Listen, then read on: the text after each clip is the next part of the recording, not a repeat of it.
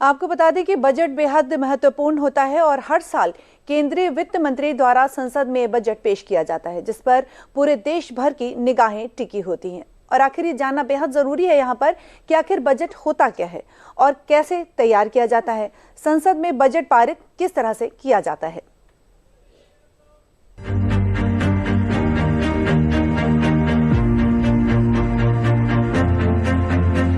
Budget एक ऐसा शब्द है जिसे हम अक्सर अपने आम जीवन में इस्तेमाल करते हैं। जिस तरह से हम अपने खर्चे के लिए बजट बनाते हैं, उसी तरह से सरकार भी अपने खर्च, आय व्यय का लेखा जोखा बनाती है। आम भाषा में आने वाले साल की कमाई और खर्चे की योजना को ही बजट कहते हैं। देश के बजट यानी केंद्रीय बजट में कई स्रोतों से आने वाले पैसे और तरह तरह के मदों में होने वाले खर्च की विस्तृत योजना पेश की जाती है। इसके साथ ही ये भी तय होता है कि अगले साल सरकार टैक्स की दरें क्या रखेगी।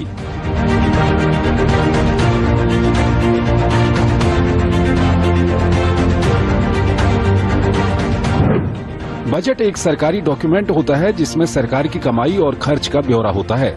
इसमें पिछले एक साल का ब्यौरा शामिल किया जाता है। इसके अलावा सरकार अगले वर्ष किस मद में कितना खर्च करेगी, इसकी जानकारी भी बजट में होती है। साथ ही इसमें भावी योजनाओं का भी जिक्र होता है। इस तरह बजट को गौर से देखने पर यह साफ होता है कि इसमें 3 साल के आंकड़े होते हैं। हालांकि संविधान में कहीं भी बजट शब्द का प्रयोग नहीं किया गया है। दरअसल बजट शब्द फ्रेंच भाषा के बुजेट से निकलता है, जिसका अर्थ होता है चमड़े का थैला। पहली बार इस शब्द का प्रयोग इंग्लैंड में 1733 में किया गया था, जब एक समाचार पत्र ने एक कार्टून प्रकाशित किया जिसमें चांसलर वालपोल को बैग खोलते दिखाया गया था। उसका शीर्षक था बजट खोला गया।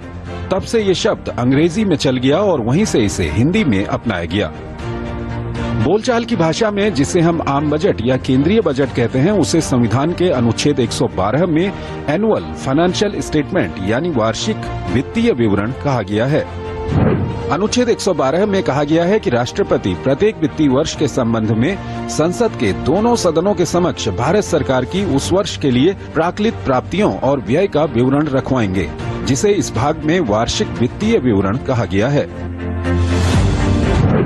केंद्रीय बजट में मुख्य तौर से 7 दस्तावेज शामिल होते हैं। ये दस्तावेज हैं वित्त मंत्री का बजट भाषण, वार्षिक वित्तीय कथन, बजट का सार,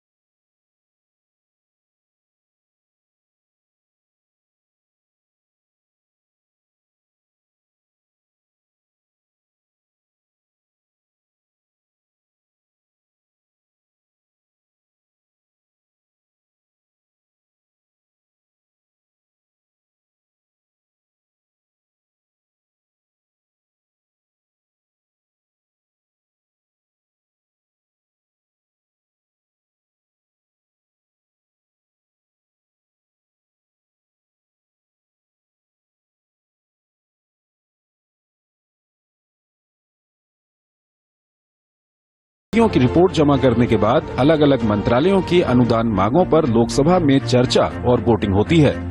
बजट पास होने की अंतिम तारीख तक जिन डिमांड्स पर वोटिंग नहीं हो पाती है, उन सभी पर एक साथ वोटिंग हो जाती है।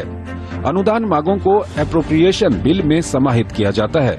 इसे संसद से पास किया जाना जरूरी है, तभी सरकार द्वारा पारित खर्चों के लिए कंसोलिडेटेड फंड यानी संचित निधि से रकम निकाली जा सकती है।